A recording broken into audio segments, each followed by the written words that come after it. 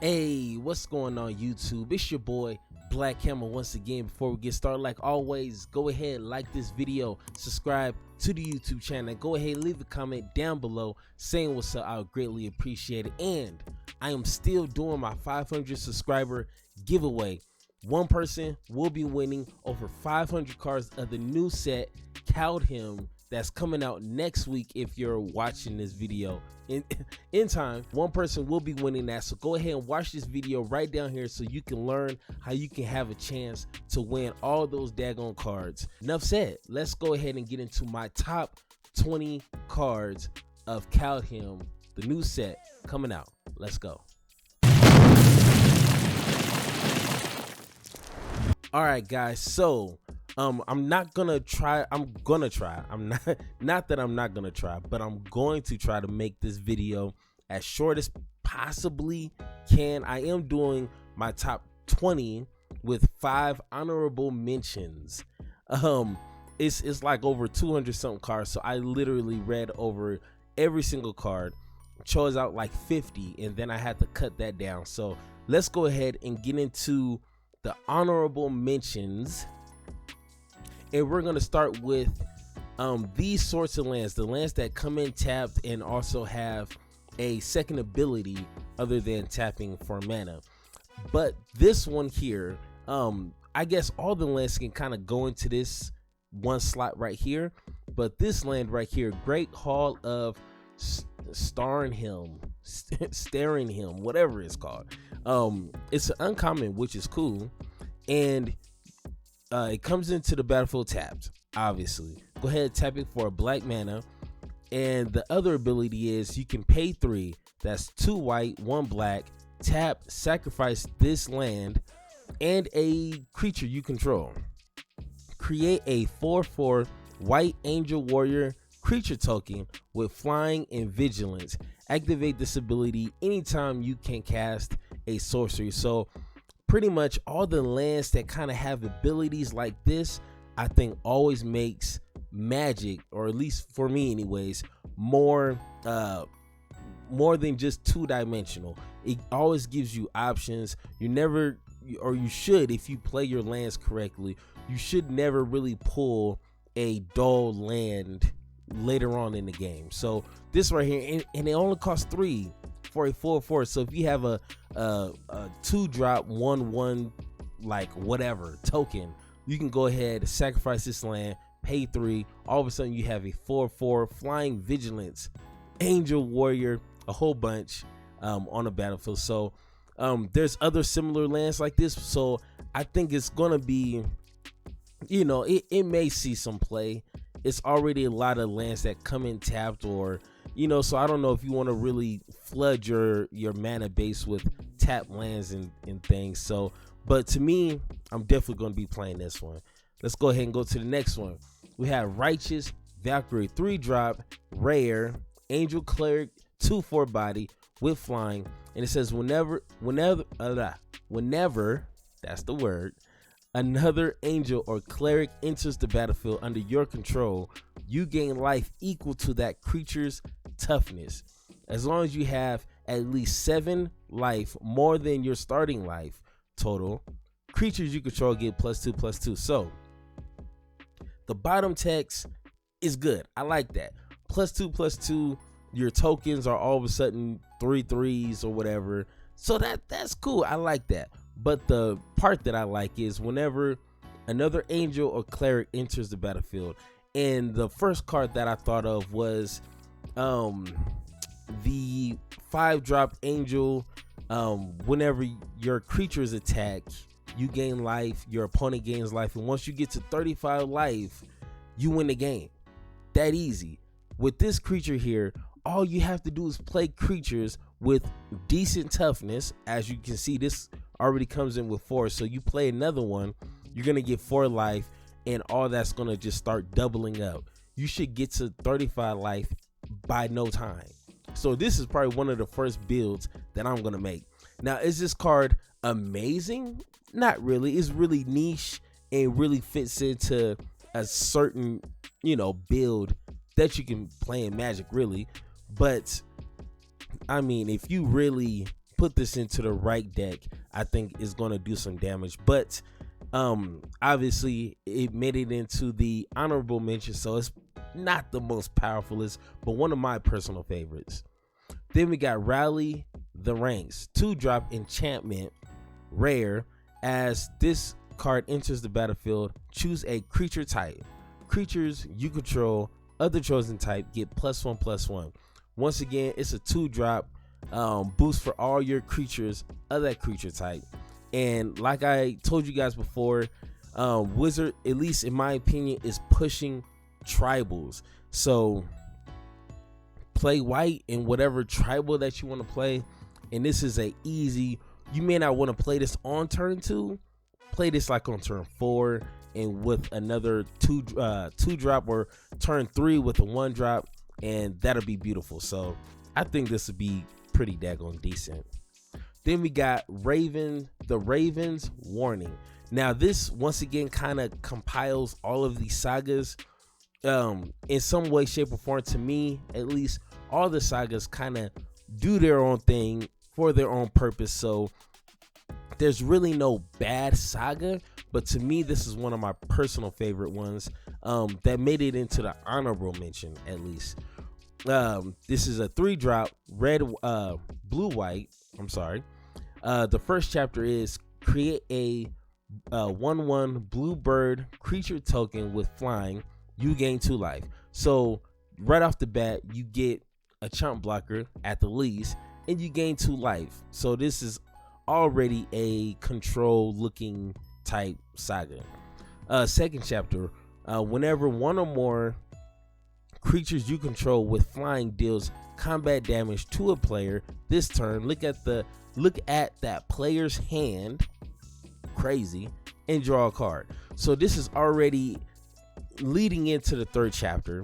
You're gonna see your opponent's hand, so you can go ahead and go to the third chapter, which says you may put a card you own from outside the game on top of your library. Now, 2 things with that. One, you get to look at your opponent's hand, so you can make sure you pull the exact answer or piece of a engine that you're trying to do, and play according to, you know what I'm saying?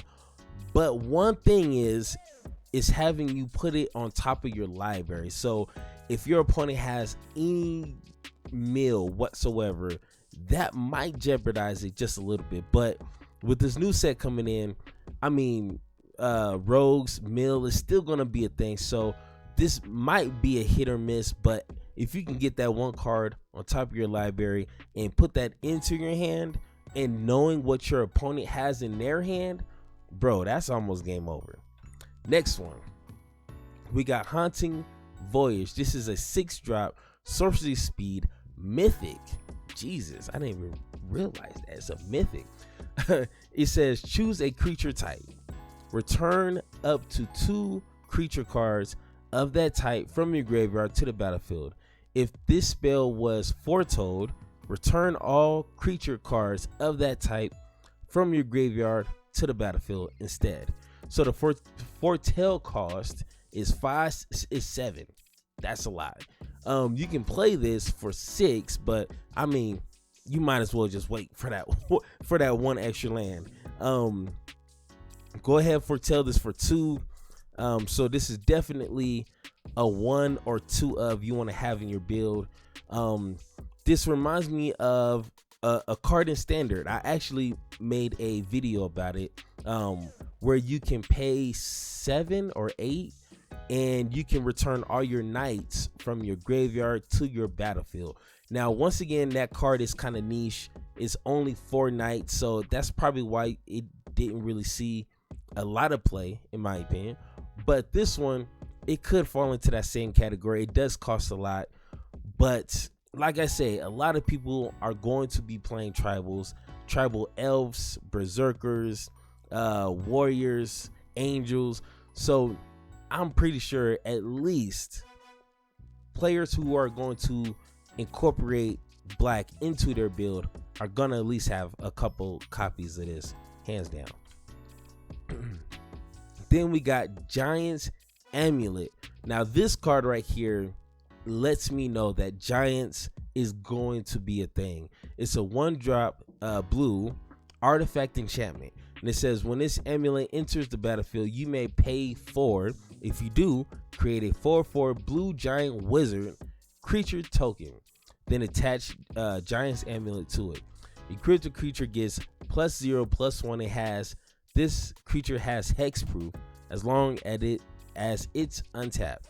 So once again, if you've seen any of the giants in this build or in this set, they're huge, they're scary, they will end the game.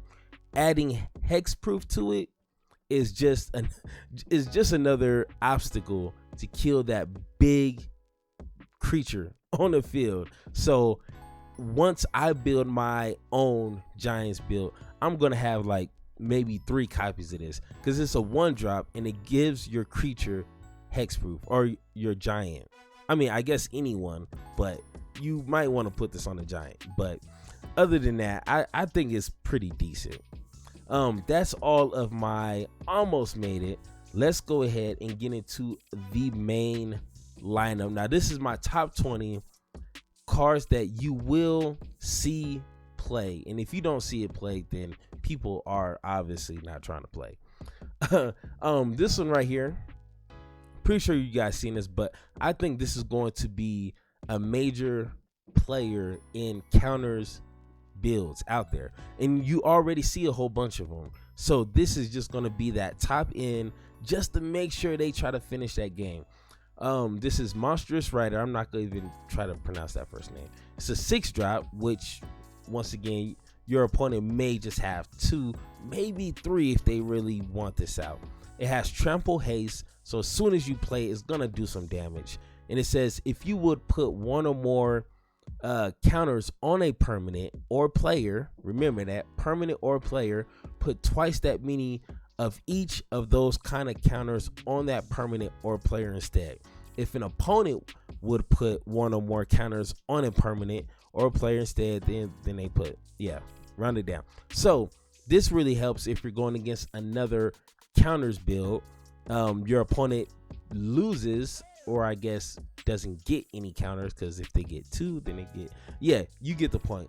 But this will really work if you're playing a mirror match, or just for the top half and get double. And if you have the green-white mentor, you're getting even more double, and it's just gonna be nasty from there. I'm not gonna give away my game plan for the build I have for this build, but it's pretty simple. It's not hard to figure out. Then we got In Search of the Greatness, double green, rare, which I would think this would be a mythic, but it's an enchantment. And it says at the beginning of your upkeep, you may cast a permanent a permanent spell from your hand with converted mana cost equal to +1, the highest converted mana cost among other permanents you control, without paying its mana cost.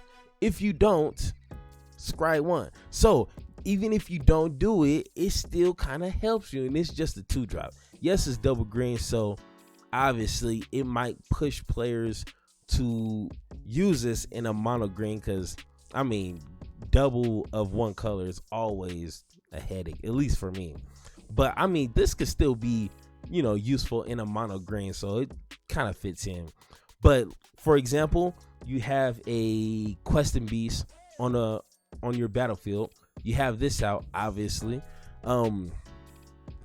At the beginning of your upkeep, if you have a elder Gagaroth in your hand, you can go ahead and slap that down without paying the mana cost, and then play a land and play, I don't know, Anaya, the green forest given thingy. I mean, this card, to me, if any card gets banned, it's gonna be this one. Like, if I just had to choose one card that I can see a lot of people purposely wanting to break, it will be this one. I'm not saying it will, but if someone really wanted to try, it would definitely be this one. So obviously, I mean, I'm pretty sure everybody in a mama agrees with that. Next one, we have my favorite saga, Phydra's I guess. Retribution. It's a 4-drop enchantment saga, double white, 1 black. First chapter is create a 4/4 white angel warrior creature token with flying and vigilance. That's good. You pay 4, you get a 4/4. They could have put this as a 6-drop in a 4/4, and it still probably would be pretty decent. But first chapter, cool. Second chapter is until end of turn, angels you control gain tap, destroy target creature with power less than this creature's power. Bro, this is like a controlled board wipe. Bro, you have 3 angels on the field with let's see, it says power. So you already have a 4/4, and let's say you have 2 3/3s, okay? You're pretty much going to, I mean, unless your opponent's playing mono green and all of a sudden they got a 6/6, then yeah, I get it. But if your opponent does it, you're gonna pretty much wipe out their whole board easily like that. Then the third chapter, which the second chapter is already good enough for me. Third chapter says angels you control gain double strike until end of turn. So you're playing this on turn 4. Third chapter is turn 4, 5, 6. Turn 6, bro. If you have maybe 2 angels with 4/4, bro, you're doing 16 damage. And that's not adding damage that you might have accidentally already did before turn 6. Bro, if no one else is going to be playing angels, I will. I'm going to make angels work. I'm going to make it a thing because this card right here wants you to. Like, honestly, it definitely wants you to. Let's go to the next one. We got Calamity Bearer. Calamity Bearer. So we have Calamity in a creature form. So 4-drop, double red, rare, giant berserker. So obviously putting this in a giant tribal. It's a 3/4, so it's pretty cool. I like it. If a giant source, like get it, like a giant. Anyways, if a giant source you control would deal damage to a permanent or player, it deals double that damage to that permanent or player instead. Bro, why? This is supposed to be a 6-drop. Maybe even a 7-drop if you want to make sure people don't. Bro, this is going to, obviously, it doesn't replace Torbjorn, whatever you want to call him. The dwarf that adds in extra 2 damage. But I mean, this is really made for a giant tribal, because you may not want to add a dwarf to a giant tribal. You know what I'm saying? Like, it's just the height difference is not there. You know what I'm saying? So it deals double that damage, and plus if you add in the enchantment, the 6-drop emancipation, I believe, bro, that does triple the damage. So like, how much damage are we really doing? Trust me, I'm gonna find out. On this channel, trust me, I'm about to find out, bro. Let's go to the next one. We have Quakebringer. It's a 5-drop, once again giant. So you play this on turn 4. Go ahead and play this on turn 5. Your opponent can't gain life, so they already SOL at that point. And it says at the beginning of your upkeep, this creature deals 2 damage to each opponent. So with the other creature in play, you're doing 4 damage. At the beginning of your upkeep, you're doing 4 damage. That's ridiculous. This ability triggers only if this creature is on a battlefield, or if this creature is in your graveyard and you control a giant, and you can foretell it for 4. But I mean, if you kind of want to keep that nice flow, you play this on turn 5.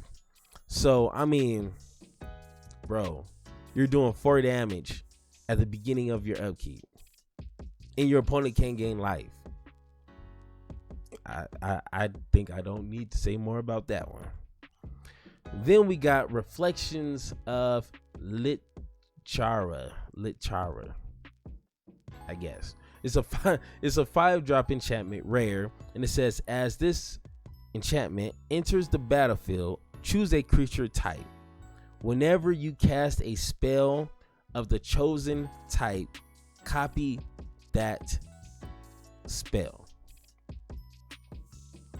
And it's a 5-drop. That's pretty daggone good. Now, of course, people are gonna say, oh my god, you're gonna pay 5 and then it's not gonna do anything for 5 mana. No, the whole point is you gotta make sure you play this responsibly, if that's the word, and then you can reap the benefits after the fact. So make sure you don't play this on turn 5 and your opponent has like 20 creatures out on the field.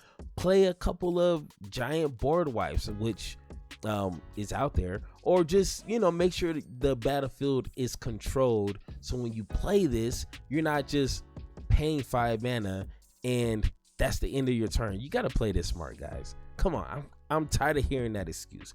But this card right here, if you can get this on a battlefield, it's almost just about game over at that point.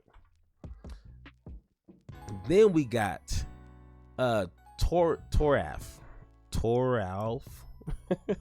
God of Fury.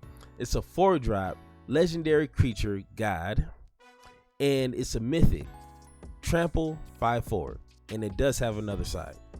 Which the other side, I just want to just try it, because I just want to be Thor with the hammer, throwing it back and getting it. Like, that's pretty cool.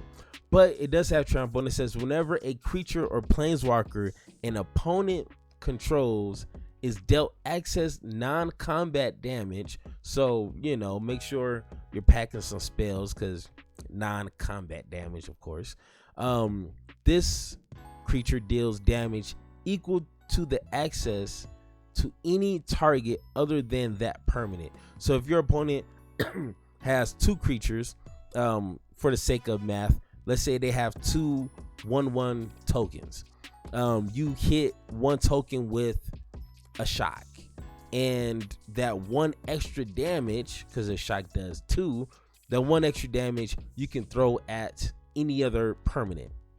And for the sake of it, let's just say it's another token, a 1/1. So you pretty much kill 2 for 1. So that is pretty cool, especially for big mono red. This is definitely going into my build. It's a 4-drop. That's not too bad. And the other side, I guess we will get to later. I didn't really organize this, but just put a sticky note, post that right there on the side of your dome, and we'll get back to that. But this dude right here, now I seen a lot of people say, oh my god, this card is so amazing, oh my god. It's cool, I like it. It's a 3/3, so it's not gonna really be in the, you know, in the mix of the battlefield just throwing bows, you know what I'm saying? Like, it's not gonna be that kind of party. It's a 4-drop, so make sure, like, 4 drops is pretty competitive to me. So if you really want to pay for, this is gonna be an investment. If this dies right off the bat, you lost 4-drop, and you can do so much on your 4th turn, or at least for 4 mana. You know what I'm saying? It's a legendary creature, shapeshifter, 3/3, changeling, changeling. Whenever you cast an instant or sorcery spell, if it targets 1 or more other permanents you control, create a token that's a copy of one of those permanents. Let that marinate, because that's a whole bunch. So really, you know, pump spells. I don't know if you want to shock your own creature, but that's your prerogative, bruh. You know, pump spells or hex proof, you know, anything of that nature. You create a permanent, a token that's a copy of that permanent. So if you can get this on the battlefield, bro, like, it's just gonna be nasty. Like Janet Jackson nasty, bro. Like Christina Aguilera nasty, bro. Like, I don't know. Once again, if the other 2-drop enchantment doesn't get banned, this definitely will. The other half, because there's more, When a spell or ability an opponent controls causes you to discard this card, create a token that's a copy of target permanent. Just in case if your opponent wants to discard cards. It's like, did they have to add that? No, they didn't. But they just wanted to just add in that extra bit because they just want some cards to be overpowered. But I think this is cool. I like it. It's cute. Then we got Mystic Reflection. This one's special. Instant speed, 2-drop, rare. Choose target non-legendary creature. Remember, non-legendary creature. The next time one or more creatures or planeswalkers enters the battlefield this turn, they enter as copies of the chosen creature. So you choose a Bone Crusher Giant because that's the only non-legendary creature I can think of. Normally I choose Questing Beast, but that card is legendary. Or Elder Gagaroth. That's a beautiful one. You can foretell it, so you can pay 1 for this. In this instant speed, let's say you have, for the sake of examples, I believe something that makes tokens 1/1 humans. Let's just keep it simple. I believe they're all going to enter the battlefield as Gagaroths, right? Like, they're entering, and it says 1 or more creatures. So, like, bro, that's pretty crazy. That's pretty, like, like it's just gonna be so much nonsense in standard. At least for like the first 2 weeks, it's just gonna be crazy stuff in ranked, in regular play queue. It's just gonna be all kind of weird things going on. So I'm gonna leave it at that. Then we got Blood on the Snow, not in the snow, but Blood on the Snow. 6-drop sorcery snow. So this is a snowcery, right? A snowcery. Yeah. It's a rare, and you get to choose one: destroy all creatures or destroy all planeswalkers. Then return a creature or planeswalker with converted mana cost X or less from your graveyard to the battlefield, where X is the amount of snow spent to cast this spell. Now, this one is special because it's 6. Oh my god, it's a 6-drop.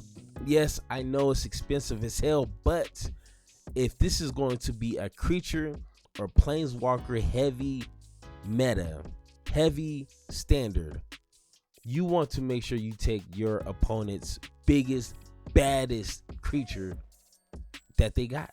You know what I'm saying? So, and it destroys the creature like right off the bat. You don't have to put -X, or it just flats out destroy the creature, and then get it back. Now, will this really work? I don't know. It costs 6, bro. It costs 6, so you got to make sure you play this responsibly. But if you can, bro, that's gonna be hard to deal with. Then we got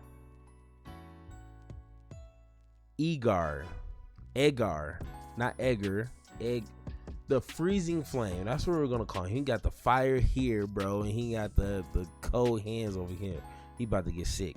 It's a 3-drop, legendary creature, giant wizard, 3/3, and it's a rare. That's crazy.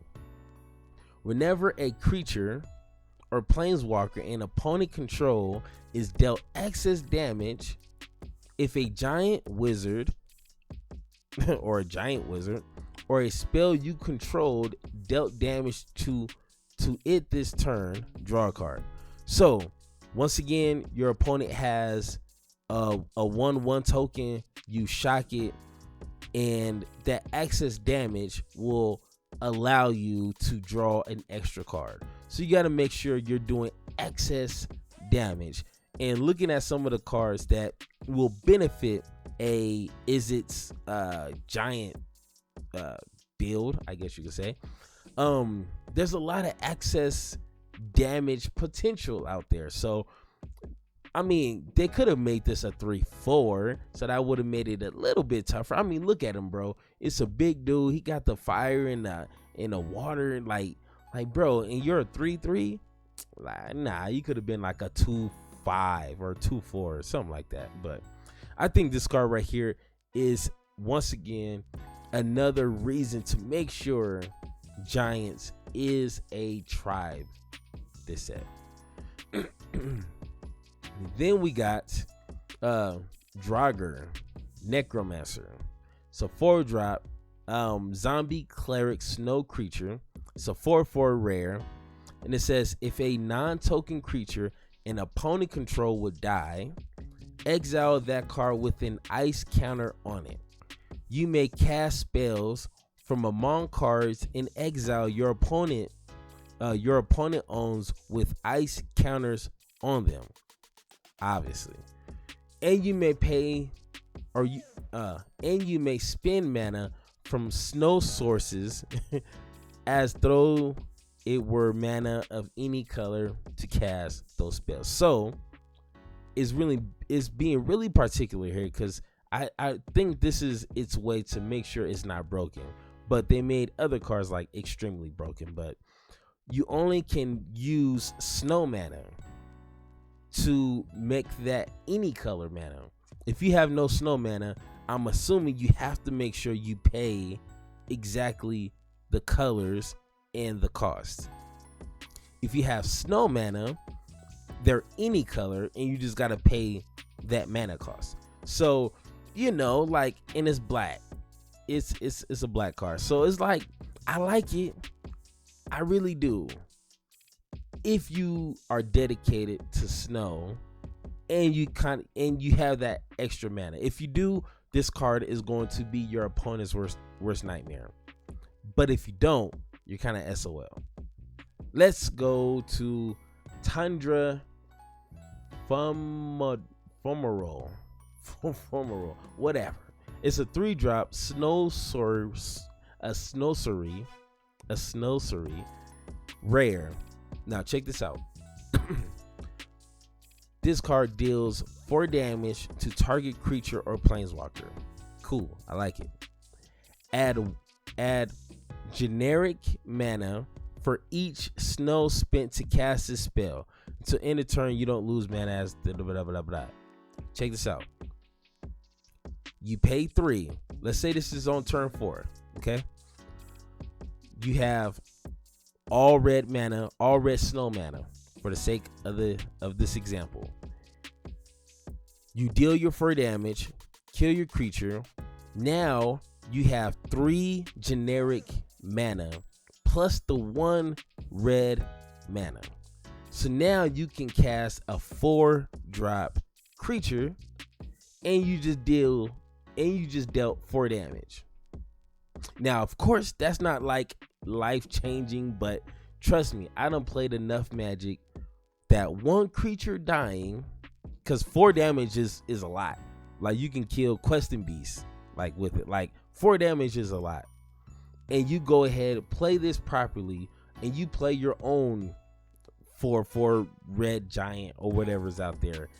That one play right there can change the course of any game, bro. So this card right here, to me, in my opinion, has a lot of potential because it's a snowsery. I'm gonna get that right. Then we got Elvish Warmaster, 2-drop elf warrior, 2/2. I'm pretty sure you guys seen this card. Whenever one or more other elves enters the battlefield under your control, create a 1/1 green elf warrior creature token. This ability triggers only once because they don't want you to break this card each turn. They should put that in parentheses. Don't want you to break this card each turn. You can pay 7. So play this on like turn 6 if you can, do that. Elves you control get +2/+2 and gain death touch until end of turn. So 7 is a lot. If you, I mean, definitely play this on turn 2. Go ahead, trigger those abilities. But if you get one in a late game, this could, if you have a lot of elves, but by that turn, like, do you really have a lot of elves? And then you can swing in 2/2. So if you got a bunch of 1/1s, they're all of a sudden they're 3/3s with death touch, and that ability alone, technically on paper, can end the game. So this right here, once again, is a reason why people are going to play elves. Elves is already crazy and historic. Like, they're every other game, at least for me. This one, it may not be extremely competitive, but I think people are gonna have fun playing elves regardless. Bro, where is that card? Then we got Battle Mammoth. It's a 5-drop rare, or not rare, mythic elephant, 6/5 trample. Now, hear me out before you skip over this one. Whenever a permanent you control becomes the target of a spell or an ability an opponent controls, you may draw a card. That's cool. It gives you a little card advantage. All right, that's cool. That's cute. But the part that really impresses me about this card is you can foretell it for 4.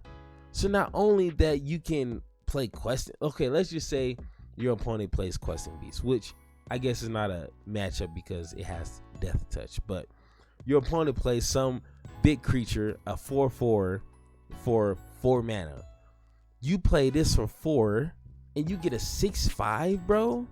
And if you do, Heartless Acted or whatever, at least I get to draw a card for it. So it's not totally for nothing, I guess. Like, if you really want to look on the bright side of something, to me, that's pretty daggone amazing. You get a 6/5 for 4 mana. Beautiful. That's just beautiful. Okay, it's just beautiful. Okay, it's just beautiful. So yeah, I chose the card. Then we got Icebreaker cracking. What's cracking? The land. That's what's cracking everything right now. 12. Right off the bat, you're paying 12. Unless this spell costs 1 generic less to cast for each snow land you control. So, unless you're really dedicated to snow, I don't think you're going to be playing this. But if you really want to play snow, which I believe, like I said, the first 2-3 weeks, people are going to play the hell out of snows. This is a snow... I don't know. I gotta figure out a name for that. But it says when this creature enters the battlefield, artifacts and creature target opponent controls. So if you're playing like Commander or EDH, I don't know if that's the same thing, but if you have more than one opponent, I guess you got a target opponent. Target opponent controls doesn't untap during that player's next untap stage. Return 3 snow lands you control to their owner's hand. Return this creature to its owner's hand. So it's cool if, like I said, if you're dedicated to snow, 1, then you can get this out on turn 6. Reasonably, if you're ramping, I guess turn 5, 4, but I guess, and you can return it back to your hand. So it's not like, entering the battlefield doing some sort of crazy. It's an 8/8 Kraken, bro.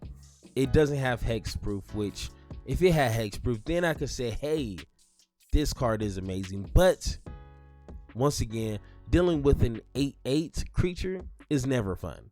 So that's the reason why this is in my top 20, because an 8/8 is an 8/8. You can't just shrug that off, bro. Let me play this and swing at 8 at your forehead. You ain't gonna like it. Then we got cards that are not in order. Okay, so here's I'm sorry guys, I just got off work, bro, and I just threw this together. All right, so then we got Torofs Hammer, the card I told you we were gonna get to. It's a 2-drop legendary artifact equipment. Mythic, obviously, because it's the other side. Equip the creature has pay 2, tap, unattach this hammer. It deals 3 damage to any target. Return this hammer to its owner's hand. So you're literally doing the Thor effect. You unattach, hit anything for 3, bring it back, bro. I'm about to be doing that all game, bro.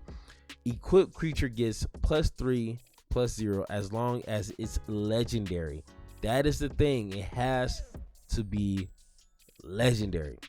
And you can equip it for 2, so that's pretty daggone amazing. Then we got, okay, so the spear is there. So then we got Finn the Fangbearer, I guess. It's a 2-drop legendary creature, human warrior, death touch, 1/3. Whenever a creature you control with death touch deals combat damage to a player, that player gets 2 poison counters. Now, I haven't been playing Magic long enough to really appreciate poison counters, but the reason why this is in my top 20, because like I said, after 2-3 weeks I will be very, very familiar with it, because 1, I'm going to be playing this in a death touch galore tribal. 2, I'm pretty sure everybody and their mama is going to be playing this just to see how this plays out. So we're going to get very familiar with this card. So it's definitely top 20 material. Then we got, let's make sure we didn't pass anything here. All right. Then we got one of the best board wipes, I think, hands down in standard. Let me explain. Or maybe even historic too. Check this out. It's a 5-drop right off bat. In historic, there's plenty of 5-drops board wipes, obviously. For 4-drops, there's plenty of 4-drop board wipes, but there's nothing really sufficient for 3-drops. Play this turn 2, foretell. If you really need to, play it on turn 3. Or you can play this on any other turn for 3 mana. So it's like turn 3, board wipe. Turn 4, if your opponent is really pushing out creatures, turn 4, board wipe. If your opponent has anything else to give, turn 5, board wipe. And that's really for historic. But, or even, I'm pretty sure in standard, there's a 5-drop board wipe. I'm just, guessing. But to me, this is amazing. You don't know how long I've been waiting for a turn 3 board wipe, because by turn 4, especially in historic, turn 4, you're already like 10 life. If your opponent is extremely aggressive, you're probably at 10 life by turn 4. And that's if you get that board wipe, and that's if you have the mana to play it. So it's like turn 3, you have insurance. Turn 4, or you could just play this on turn 5. So pretty daggone amazing. Then we got Coma Cosmos Serpent. It's a 3, 4, 5, 6, 7. It's a 7-drop.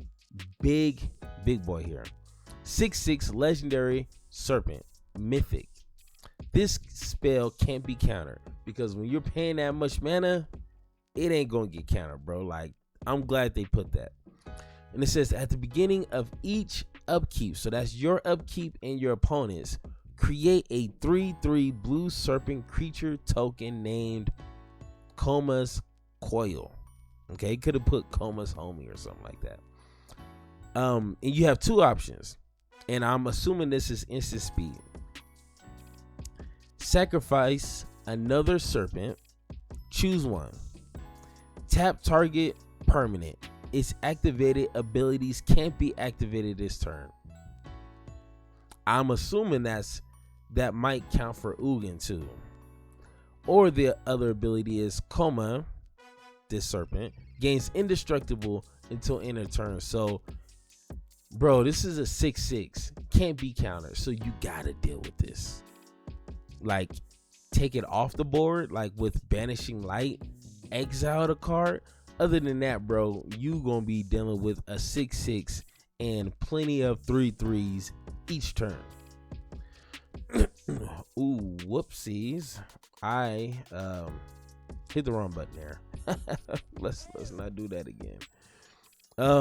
Then let's look at yeah, we'll start with this because I honestly think the other side is a lot better. This is Kaldheim, the rim staff.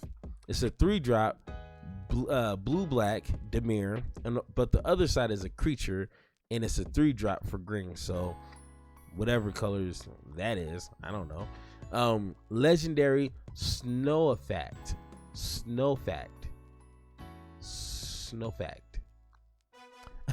And it's a rare. And it says, tap it. You may play target snow permanent card from your graveyard this turn. If you do, it enters the battlefield tapped. So you gotta play snow for the most part. If you don't play snow, then like you need to target snow permanent, which I'm pretty sure there's a lot of decent snow creatures or land that you might want to play. I don't know. But the other side, I really do appreciate. It's a 3-drop Jor, God of Winter. Legendary Snow Richer God, 3/3 rare. When this creature attacks, untap each snow permanent you control. Bro, do I need to? Okay, let me read it again because maybe you didn't catch that.